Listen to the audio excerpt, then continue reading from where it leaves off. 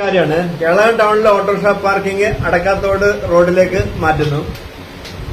കേളകം ടൗണിലെ ടാക്സികള് മഹാറാണി വെള്ളൂന്നി റോഡിലേക്ക് മാറ്റുന്നു. അടക്കാത്തോടിലെ റോഡില് ബസ് പാർക്കിംഗ് അനുവദിക്കുന്നതല്ല. അവര് ബസ് സ്റ്റാൻഡിലേക്ക് ബസ്സുകൾ പാർക്ക് ചെയ്ത് ഓടേണ്ടതാണ്. സമാന്തര റോഡില് ബോർഡുകൾ സ്ഥാപിക്കാൻ തീരുമാനിച്ചിട്ടുണ്ട്. സ്ഥലം സ്പെസിഫൈ ചെയ്തുകൊണ്ട് പോകേണ്ട സ്ഥലങ്ങൾ സ്പെസിഫൈ ചെയ്തിട്ടുണ്ട്.